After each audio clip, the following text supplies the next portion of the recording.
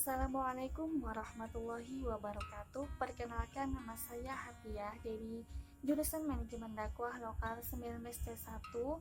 Izinkan pada kesempatan kali ini saya akan memaparkan tugas dari mata kuliah retorika atau teknik khitobah.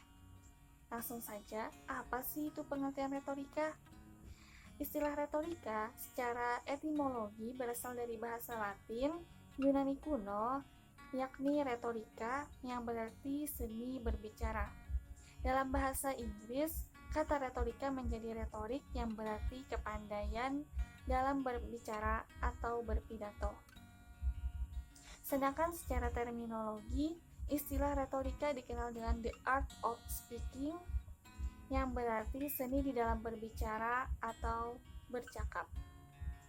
Sehingga secara sederhana, pengertian retorika adalah suatu ilmu yang mempelajari atau mempersoalkan tentang bagaimana tata cara berbicara dengan memiliki daya tarik atau pesona, sehingga orang yang mendengarkannya dapat mengerti dan tergugah perasaannya. Menurut Plato, retorika adalah kemampuan di dalam mengaplikasikan bahasa lisan yang sempurna dan merupakan jalan bagi seseorang dalam memperoleh pengetahuan yang luas dan sempurna. Nah, apa sih manfaat dari mempelajari retorika? Aristoteles merumuskan 4 kegunaan atau manfaat dari mempelajari retorika. Yang pertama yaitu retorika menuntun pembicara dalam mengambil keputusan. Kemudian yang kedua, retorika memimpin penutur dalam memilih argumen. Yang ketiga, retorika mengajar pembicara dalam mempersuasi. Dan yang keempat, retorika membimbing berbicara secara rasional. Selanjutnya yaitu membahas tentang langkah apa yang harus dilakukan dalam persiapan materi. Yang pertama adalah menentukan topik. Nah, topik ini adalah pokok bahasan yang akan diulas oleh si pembicara. Sebelum kita melaksanakan pidato, ada 6 hal yang harus kita ketahui, yaitu 5W 1H. Pertama, when, kapan pidato itu dilaksanakan, berarti menyangkut waktu. Misal, pidato dilaksanakan pada tanggal 30 Desember 2021. Kemudian yang kedua, where, di mana pidato itu dilaksanakan, berarti menyangkut tempat, misalnya di Hotel Bintang 5. Who, siapa yang menjadi pendengar. Artinya, pembicara harus mengetahui siapa yang menjadi pendengarnya, misal dari segi usia, pendidikan, dan sebagainya.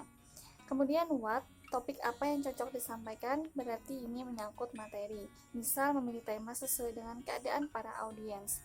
Yang kelima, why, mengapa perlu diberikan pidato, berarti menyangkut tujuan, misalnya tentang keagamaan, berarti tujuannya agar audiens lebih bisa memahami ajaran-ajaran Islam.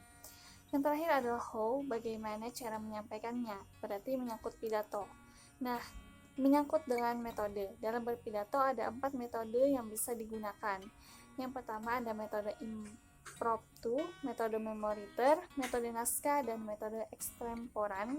Nah, ada kriteria topik yang baik. Pertama, topik harus sesuai dengan latar belakang pengetahuan Anda dan sesuai dengan pengetahuan pendengar.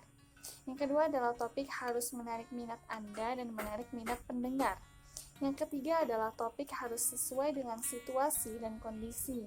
Yang keempat adalah topik harus jelas ruang lingkup dan pembatasannya.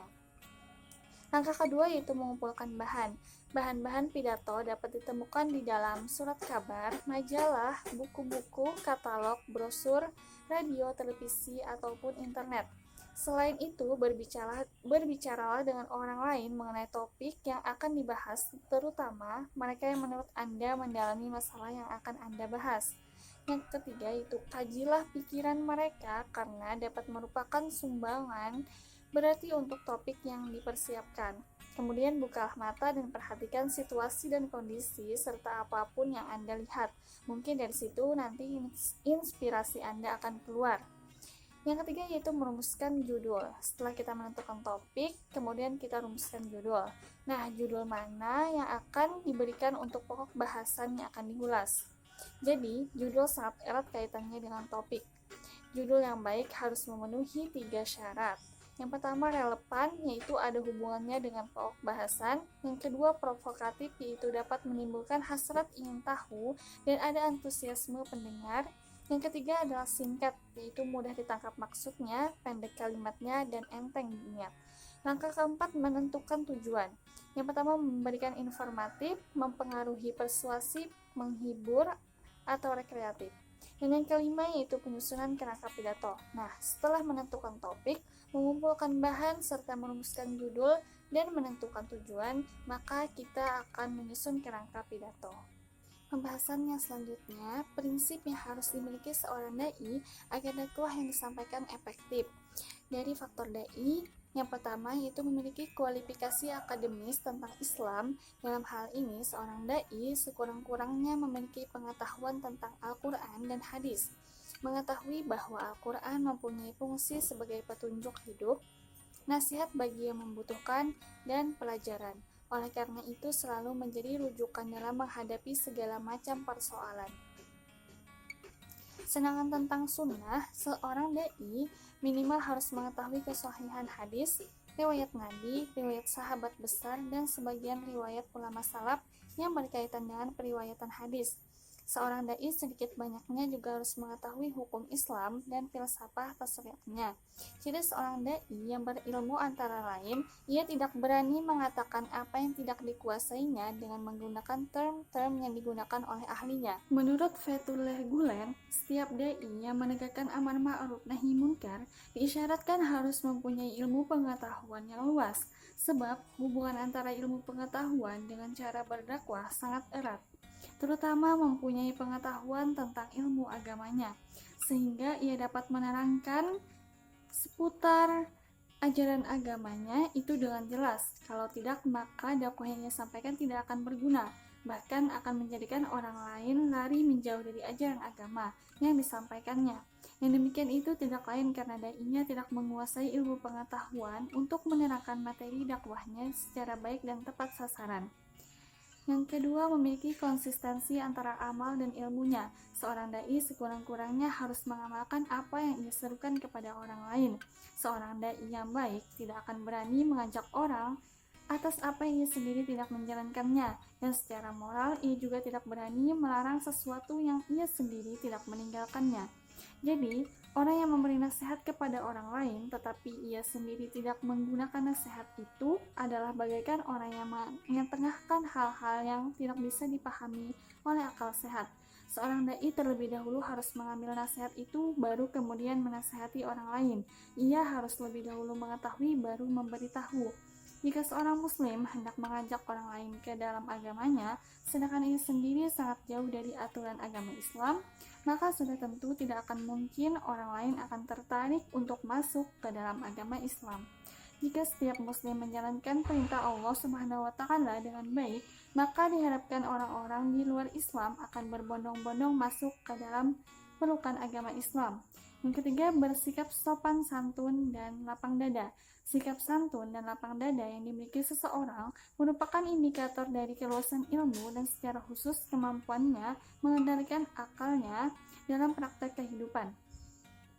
Secara psikologis, kepribadian santun dan lapang dada seorang dai akan membuat orang atau mat'u terikat perasaannya lebih daripada pemahaman melalui pikirannya, sehingga masyarakat mat'u cenderung ingin selalu mendekatinya. Al-Quran mengingatkan bahwa sifat kasar atau lawan dari santun akan membuat orang lari dari dai.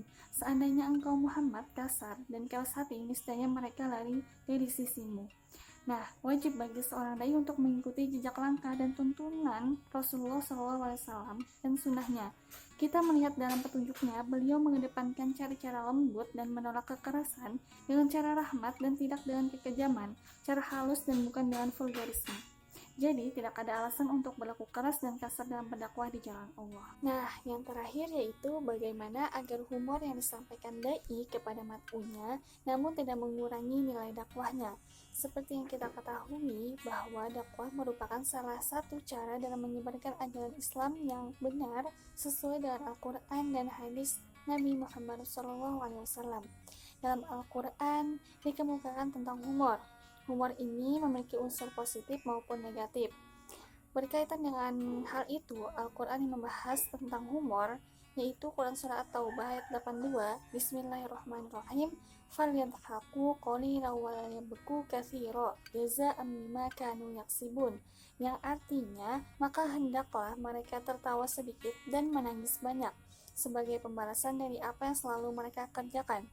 Nabi telah mencontohkan cara penyampaian pesan dakwah dengan cara yang santai dan menyenangkan. Humor Rasulullah SAW tersebut selain mengundang senyum, juga mengandung kabar gembira.